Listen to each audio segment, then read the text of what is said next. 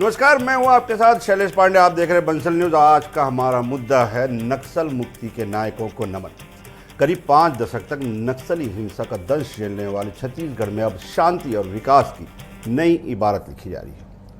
Monsoon सत्र के दूसरे दिन विधानसभा में सरकार ने प्रदेश को नक्सलवाद से मुक्त कराने में सहयोग के लिए केंद्र सरकार के प्रति धन्यवाद प्रस्ताव रखा। मुख्यमंत्री विष्णुदेव साय ने इसे सुरक्षा बलों के पराक्रम, केंद्र और राज्य के समन्वय और जन सहभागिता की ऐतिहासिक सफलता बताया, तो वहीं विपक्ष ने इस प्रस्ताव का बहिष्कार किया।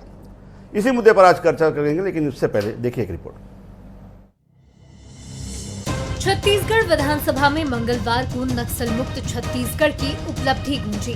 सरकार ने सदन में केंद्र सरकार के प्रति धन्यवाद प्रस्ताव पेश करते हुए कहा कि प्रदेश ने सालों की हिंसा और भय के दौर को पीछे छोड़ दिया है। सरकार के मुताबिक 31 मार्च 2026 को छत्तीसगढ़ को आधिकारिक रूप से नक्सल मुक्त घोषित किया गया।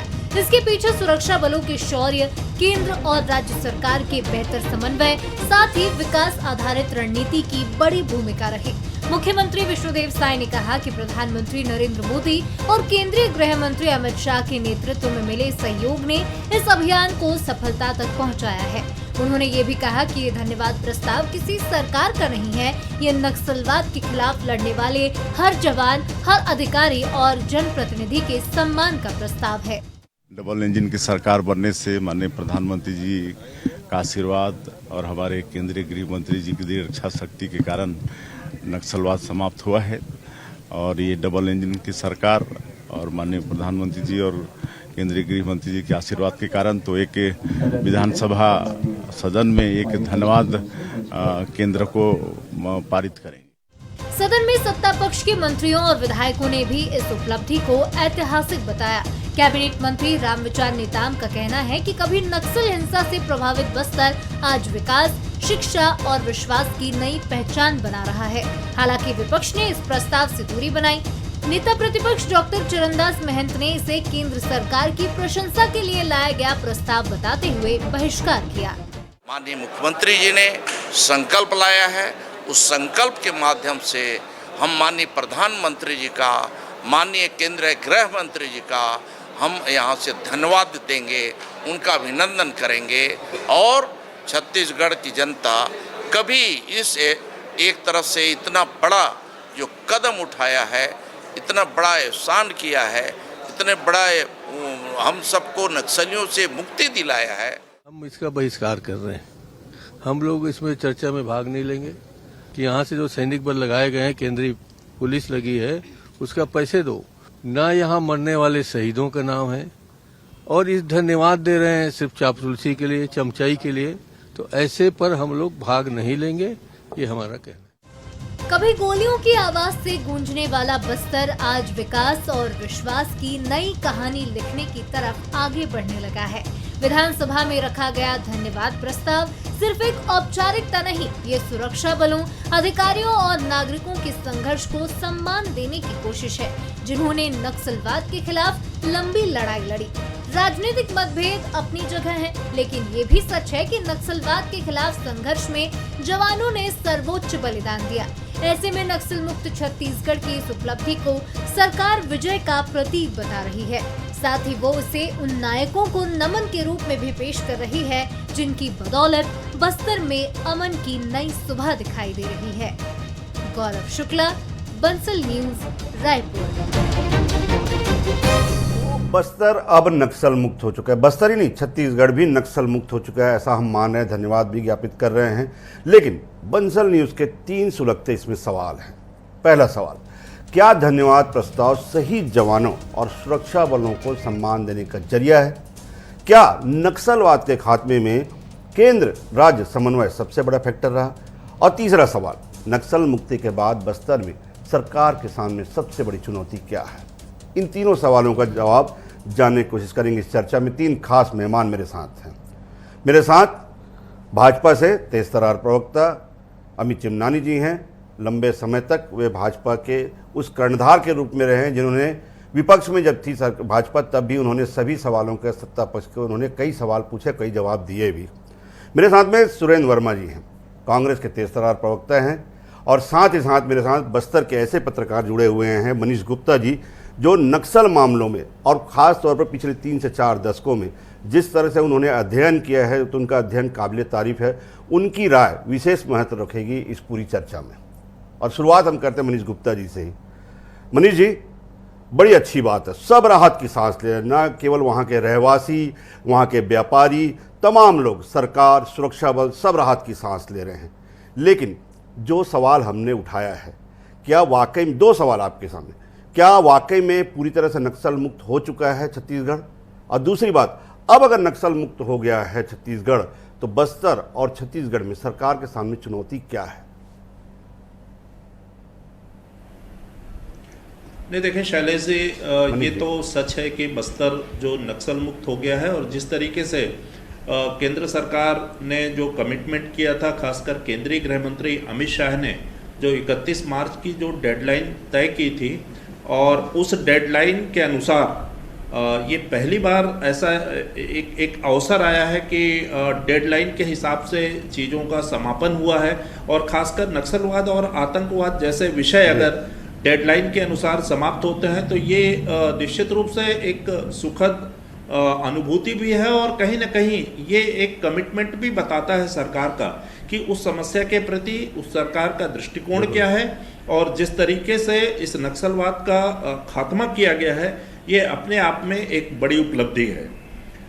रही बात कि अब नक्सलवाद अब जब खत्म हो चुका है, तो निश्चित रूप से बस्तर के विकास की जो एक रोड मैप है, खासकर जब केंद्र सरकार ने 2031 की जो एक नया विजन दिया है कि बस्तर को जो है पूरे देश के आदिवासी इलाकों में सर्वाधिक विकसित इलाका बनाया जाएगा, तो निश्चित रूप से अब लोगों की उम्मीदें भी सरकार के उस कमिटमेंट पर टिकी हुई हैं कि अब जो विकास का जो रोड मैप है, केंद्र सरकार और राज्य सरकार किस प्रकार से उसको लागू करती हैं, और बस्तर में जो अंतिम व्यक्ति तक विकास कैसे पहुंचता है, खासकर उन इलाकों में जो अब तक नक्सलियों से घिरे हुए थे, और उन इलाकों में न विकास पहुंचा था, न मूलभूत सुविधाएं पहुंची थी। और जिस तरीके से ये पूरा एक नया सिनारियो अभी दिखाई दे रहा है, मुझे लगता है आने वाले समय में बस्तर के लिए और भी सुखद होने वाला है, जबकि बस्तर के अंतिम छोर में अंतिम व्यक्ति को मूलभूत सुविधाएं मिलेंगी, और उनको कहीं ना कहीं जो वो समाज की मुख्य धारा से जुड़ेंगे, और एक विकसित और जो मतलब एक सुखद बस्तर की अनुभूति का जो है वो लाभ ले पाएंगे। मनीष जी, बार बार ये सवाल अब उठ रहे हैं। आप देखिएगा, आप भी वहाँ पे कई मंचों में आप गए होंगे, कई ऐसे जो लोग हैं जो अब हम वामपंथी कह लें या फिर दूसरे पक्ष के लोग कह लें, बार बार एक सवाल उठाए जा रहे हैं कि जिस जल जंगल जमीन की लड़ाई का नारा देते थे नक्सलवादी, क्या वो लड़ाई फिर से शुरू हो जाएगी? उनके एक डर है जो उनके अंदर, आदिवासियों के मन में, कि जिस जल जंगल जमीन के लिए हम वर्षों संघर्ष करते रहे हैं, नक्सलवाद खत्म होने के बाद उन पर खतरा तो नहीं मंडरा रहा है?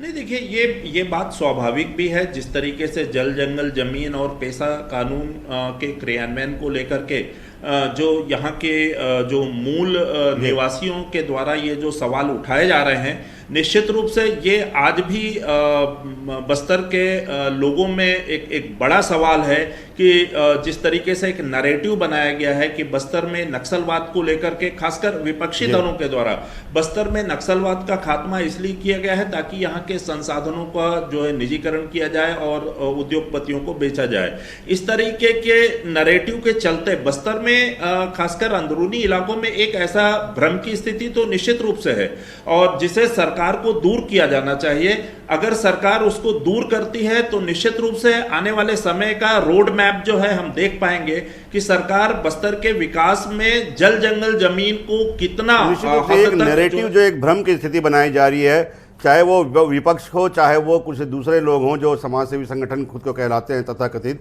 उनके द्वारा उस नैरेटिव को दूर करना जो है एक बड़ी चुनौती है। अमित चिमनानी जी, मैं आपके पास आता हूं। आप सुन रहे थे मनीष गुप्ता जी ने कहा कि भाई ठीक है, नक्सलवाद खत्म हो गया, बहुत बढ़िया, सब ने राहत की सांस ली है, वहाँ का हर एक परिवार आपको जो है वो दुआएं दे रहे हैं कि साहब चलो आपने एक बड़े दंड से हमें मुक्ति दिला दी। लेकिन उसके बाद जो लोगों को चिंता है, पहली चिंता क्या है कि भी उनकी आदिवासी संस्कृति को किसी तरह का नुकसान ना पहुँचे। आप भी जानते हैं पूरे छत्तीसगढ़ में और पूरे देश में बस्तर की जो वहाँ पे हरियाली है, वहाँ का जो वन है, वो अपने आप में खासा महत्व रखता है। ये बात भी सही है कि खनिज की प्रचुरता भी वहाँ पे है। तो लोगों में एक भ्रम है, वहाँ पे कुछ लोगों द्वारा फैलाया भी जा रहा हो सकता है, और खुद का एक डर भी हो सकता है कि क्या वाकई में नक्सलवाद खत्म होने के बाद उनके जल जंगल जमीन, उनकी आदिवासी संस्कृति, उसको किसी तरह का नुकसान तो नहीं पहुँचाया जाएगा। सरकार को इस नैरेटिव को दूर करने की जरूरत है। अमित चिमनानी जी, इस चुनौती से सरकार कैसे निपटेगी? चलिए जी, पहले मैं आपको आपके नए दायित्व के लिए बधाई देना चाहता हूं। आपके उज्जवल भविष्य की शुभकामनाएं करता हूं मैं। और आज एक ऐतिहासिक दिन है, और इस ऐतिहासिक दिन में कांग्रेस जैसे विधानसभा से भाग गई क्योंकि केंद्र सरकार को क्रेडिट दिया जा रहा था। अब मैं इस डिबेट में फिर क्रेडिट दूंगा केंद्र सरकार को, तो सुरेंद्र वर्मा जी तो नहीं भागेंगे। वैसे ही विधानसभा से भागना नहीं चाहिए था। ये नक्सलवाद की समाप्ति पर एक हिसाब से कांग्रेस ने अपनी पीड़ा दर्ज कराई है विधानसभा से भागकर, कि वो नक्सलवाद के खात्मे से खुश नहीं है। माननीय प्रधानमंत्री जी का, माननीय केंद्रीय गृह मंत्री अमित शाह जी का, माननीय मुख्यमंत्री विष्णुदेव साय जी, गृह मंत्री विजय शर्मा जी, तमाम जो पुलिस के जवान हैं, जितनी बटालियन है, सबका अभिनंदन कि उन्होंने इतने वर्षों से जो छत्तीसगढ़ दंश झेल रहा था, उस अभिशाप से हमें, उस अंधेरे से हमें बाहर निकाला है। और जिस जल जंगल जमीन की बात चल रही है शैलेश जी, उसको तो वास्तव ने सबने मिलकर अब बस्तर के लोगों को सौंप दिया है, जो उनसे छीन लिया गया था। उनका अधिकार कहाँ था? वो कहाँ उसका उपयोग कर पाते थे? वो कहाँ किसी स्कूल में जाने के लायक थे? कोई अस्पताल वहां नहीं बन पाता था, कोई सड़क नहीं बन पाती थी, वो कई इलाकों में लोग अंदर तक नहीं जा सकते थे। तो ये जो भय, ये जो आतंक है, इसका खात्मा हुआ है। और निश्चित तौर पर जिन भी लोगों ने इसके लिए प्रयास किया, उनको मैं यहाँ से सैल्यूट करता हूँ आपके चैनल के माध्यम से। और आपने और माननीय वरिष्ठ पत्रकार ने जो बात कही है, सरकार ने इस दिशा में एक कड़ा संदेश पहले ही दे दिया है और स्पष्ट कर दिया है कि बस्तर के लोगों का था, है, रहेगा। वहां पर अगर हम विकास करेंगे तो लघु वनोपज के आधार पर विकास होगा, पर्यटन के आधार पर विकास होगा। इसके अलावा कोई हमारी सरकार का रोड मैप नहीं है, कोई वहां देखने नहीं आया है, कोई एमओयू नहीं हुआ है, ना होगा।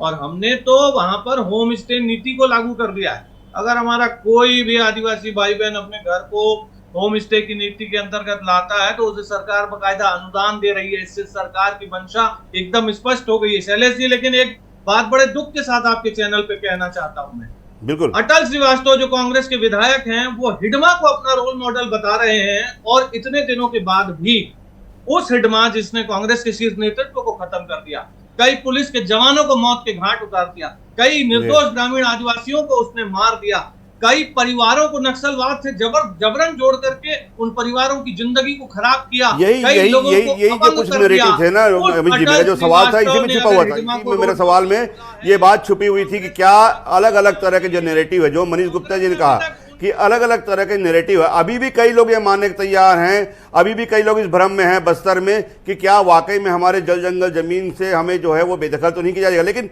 एक सवाल मैं और करूंगा, फिर मैं सुरेंद्र वर्मा जी के पास आऊंगा। अमित चिमनानी जी, बड़ा सवाल ये उठता है, आपने 2023 के चुनाव में कहा कि भैया हम 2026 तक जो है नक्सल मुक्त कर देंगे, 2018 के चुनाव, इसके बाद आपने वो नक्सल मुक्त कर भी दिया। लेकिन अमित जी, सबसे बड़ा सवाल ये उठता है कि 15 साल तक तो आपकी सरकार थी साहब, उस समय क्यों नहीं हो पाया? ये सवाल बड़े लोग उठाते हैं। शैलेश जी, नक्सलवाद कोई एक दिन में पैदा हुई समस्या नहीं थी, और नक्सलवाद का खात्मा चरणबद्ध तरीके से ही हो सकता था। हमारी सरकार जब 2003 में आई, उसके बाद तो ये आइडेंटिफाई हो पाया कि नक्सलवाद छत्तीसगढ़ में फैल रहा है। उसके पहले तक तो कांग्रेस ने उसको फैलाया और दबाए रखा। तो पहले तो हमने उसको आइडेंटिफाई किया कि हाँ नक्सलवाद है, और हमने अपनी सरकार में सरगुजा जैसे एक बड़े संभाग को, वन संपदा से बड़ा ही भरा हुआ संभाग था, उसको हमने अपनी सरकार में नक्सलवाद से मुक्त कराया। और धीरे धीरे हम चले, फिर 5 साल दुर्भाग्य से कांग्रेस की सरकार आ गई। कांग्रेस की सरकार ने क्या किया, कांग्रेस के लोग कैसे नक्सलवाद का संरक्षण करते हैं, ये जग जाहिर है, मुझे कहने की जरूरत नहीं है।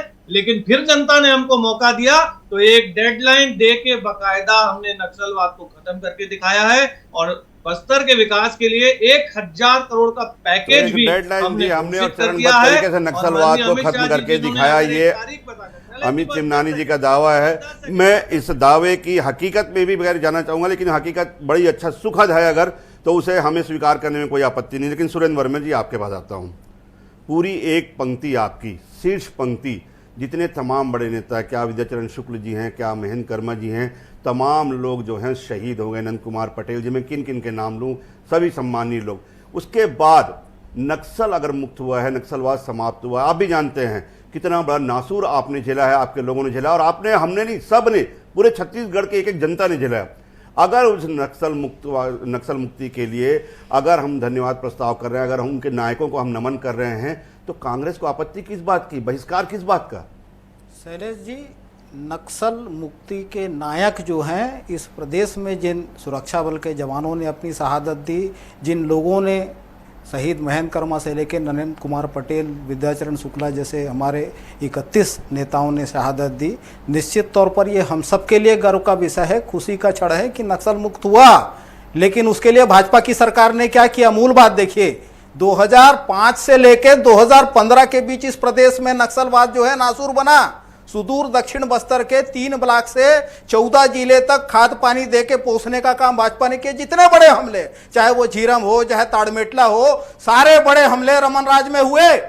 इस सच्चाई से भारतीय जनता पार्टी के नेता इनकार नहीं कर सकते। और हमारी सरकार जब आई 2018 से 23 के बीच, ये एनसीआरबी का आंकड़ा है, 78% जो है नक्सल हमलों में और 80% शहादत में कमी आई थी। यही गृह मंत्री देश के अमित शाह छत्तीसगढ़ आके यूनिफाइड कमांड की जब बैठक थी, आपको याद होगा, यही आके कहे कि छत्तीसगढ़ सरकार जो है बेहतर काम कर रही है। अब यह राजनीति का विषय इनके लिए हो गया है तो श्रेय ले, उसमें दिक्कत नहीं है, लेकिन जो तथ्य हैं उससे कैसे इंकार करेंगे। ये डीपीआर जनसंपर्क की साइट आप खोल लीजिए। 5 अप्रैल 2025 को बस्तर पंडुम में देश के गृह मंत्री इसी बस्तर में आके ये वादा किए थे कि जो भी गांव बस्तर में नक्सल मुक्त होगा, 1-1 करोड़ की राशि विशेष विकास निधि हर पंचायत को देंगे। 4000 गांव है बस्तर में। आपको बधाई, आपने 31 मार्च 2026 को नक्सल मुक्त कर दिया। उन 1400 से ज्यादा पंचायतों को एक फूटी कौड़ी नहीं मिली। जो नक्सल हिंसा में पीड़ित परिवार है, 2 बार प्रधानमंत्री से मिलकर आ गए। बस 1 मिनट के लिए, जैसे आपके पास एनसीआरबी का एक आंकड़ा है, तो मेरे पास भी एक आंकड़ा है कि 2018 से 2023 तक 175 जवान और 345 आम नागरिक शहीद हुए नक्सल हिंसा में। और 2018 के पहले कितनी शहादत होती थी, इस पर भी चर्चा कर लेना चाहिए शैलेश जी। मूल बात, अब जब नक्सल मुक्त हो चुका है तो बस्तर के विकास में फोकस बस्तरियों का हित होना चाहिए कि कारपोरेट का। ये कह रहे थे ना, इसी बस्तर की धरती में देश के प्रधानमंत्री और गृह मंत्री चुनाव के समय यह वादा किए कि जो एनएमडीसी का नगरनार प्लांट है नहीं बिकेगा। आप दीपम की साइट अभी खोल लीजिए, निजीकरण के लिए सेल लगा के रखे। नंदराज पर्वत जो है, रमन सिंह की सरकार थी, फर्जी एनओसी। हमारी सरकार आई तो जांच कराए, वो एनओसी ग्राम सभा की फर्जी पाई गई। उसको प्रस्ताव को निरस्त करने केंद्र को विधानसभा का प्रस्ताव गया है सर्वसम्मति का। आज तक क्यों अडानी को दिए बैठे? उसके बाद आरसेलर मित्तल को 2 खदान दिलावे, रूंटा सागर स्टोन को हाहा नदी का खदान। तो बीजापुर हो, बस्तर हो,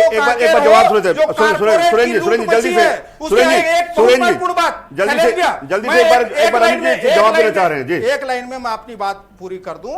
केंद्रीय बलों की तैनाती का जो पैसा है 12,000 करोड़ से अधिक की राशि होती है। केंद्र की सरकार राज्य से मांग रही है, राज्य का बजट में फूटी कौड़ी नहीं है उसको देने के लिए। तो ये समन्वय का अभाव और छत्तीसगढ़ से ठगी बार बार।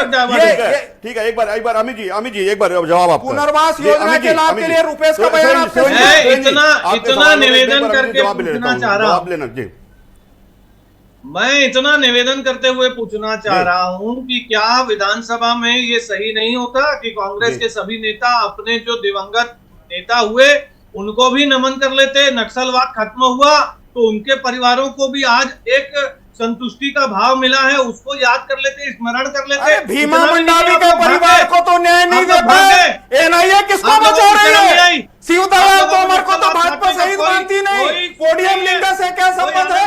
अभी भी भाजपा के नेता इस सरकार में बैठे लोग नक्सलवाद के नाम पर टेरर फंडिंग वसूल रहे। पेखन गांगड़ा और लव कुमार रेड्डी कौन है? आपके नेता। मैं एक चीज पूछना चाहता हूँ, सुरेंद्र जी, मैं एक चीज पूछना चाहता हूँ। मेरा एक सवाल है, ये अमित जी की तरफ से नहीं है, ये मेरा सवाल है। सुरेंद्र जी, मेरा सवाल है, अगर मान लो अगर सदन में रहती विपक्ष, कांग्रेस अगर सदन में रहती तो क्या इन सब बातों पे चर्चा नहीं होती? क्या इन सब बातें सदन में आपके नेता नहीं उठाते? शैलेश जी, इस सरकार की नियत नहीं है चर्चा की। एनआईए बताया ना, गणपति और रमन्ना का नाम झीरम की चार्जशीट से कैसे गायब हो गया? तो यह सरकार तो पर्देदारी करती है, चापलूसी में झूठा श्रेय लेने की राजनीति करती है। जो असल मुद्दे हैं, जो समर्पित नक्सली हैं, पुनर्वास योजना का लाभ नहीं मिला। रुपेश का बयान आपने सुना। जो ठीक है, एक बार अंतिम रहा। मेरे पास समय, सुरेंद्र जी मेरे पास समय सीमित है। एक बार मैं मनीष गुप्ता जी की अंतिम राय। मनीष जी, दो तरह की बातें आई है। पहली बात, क्या वाकई में पक्षपात हुआ है? क्या नैरेटिव सेट किया जा रहा है? क्या नैरेटिव सेट किया? अब आगे सुरेंद्र जी, मैं बस मनीष गुप्ता जी से एक आखिरी सवाल, क्या वाकई में अब बस्तर को क्या चाहिए? मनीष जी, एक लाइन में सवाल और बहुत संक्षिप्त में जवाब, बहुत सारगर्भित ढंग से। अब बस्तर में क्या होना चाहिए? बस्तर को अब क्या चाहिए? नहीं, निश्चित रूप से शैलेंद्र जी, बस्तर को विकास चाहिए। बस्तर के लोग अभी नक्सलवाद के चलते जिन सुविधाओं से वो अछूते रहे हैं, वो सुविधाएं उन तक पहुंचनी चाहिए। बस्तर के लोगों को रोजगार चाहिए, बस्तर के लोगों को औद्योगिकरण चाहिए, बस्तर के लोगों को जो है इंफ्रास्ट्रक्चर चाहिए। निश्चित रूप से देखिए, जिस तरीके के हालात रहे हैं बस्तर को मुझे लगता है केंद्र सरकार को एक विशेष योजना के तहत बस्तर को लेकर के आगे बढ़ाना पड़ेगा। जिन वायदों और जिन उम्मीदों के साथ बस्तर नक्सल मुक्त हुआ है, उन वायदों को पूरा करना सबसे ज्यादा जरूरी है। अगर वो वायदे पूरे नहीं होंगे तो यहाँ के लोगों की उम्मीदें टूटेंगी और कहीं ना कहीं ये उस पूरे सच से हम पीछे भागेंगे। अभी चुनौतियां खत्म नहीं हुई। मनीष गुप्ता जी बता रहे हैं चुनौतियां अभी खत्म नहीं हुई। एक पहली चुनौती थी कि नक्सलवाद को बस्तर को नक्सलवाद से, छत्तीसगढ़ को नक्सलवाद से मुक्त करना पहली चुनौती थी। निश्चित रूप से हम सभी उन नायकों को जिसमें इन्होंने योगदान दिया है, सभी उनको हम नमन करते हैं, क्योंकि उन्होंने एक बड़े नासूर पिछले 4.5 दशकों से छत्तीसगढ़ जिस नासूर से जो झुलस रहा था, उस नासूर को आपने खत्म किया। उसके लिए सभी नायक जो है बधाई के पात्र हैं, नमन के पात्र हैं। लेकिन सबसे बड़ी बात जो आप कहा, अब क्या बस्तर को और छत्तीसगढ़ को नक्सलवाद से मुक्ति के बाद जो रोड मैप चाहिए विकास का, और वो गति चाहिए जो गति अब तक रुकी हुई थी, उसका इंतजार लोग कर रहे हैं। और केंद्र सरकार से, राज्य सरकार से, सभी तमाम जो इसके लिए जो जवाबदेह हैं, उन सभी से हमारी उम्मीद रहेगी कि जल्द से जल्द वो रोड मैप बने, विकास का रोड मैप बने, और वर्षों तक जो पिछड़ापन का दंश झेला है बस्तर, उससे जल्द वो विकास की अग्रिम धारा में शामिल होकर एक खुशहाल बस्तर के रूप में, खुशहाल छत्तीसगढ़ के रूप में अपनी पहचान बनाएं। इन्हीं उम्मीदों के साथ आज की चर्चा में आप सभी शामिल मेहमानों का बहुत बहुत धन्यवाद। कल नए विषय के साथ मिलेंगे।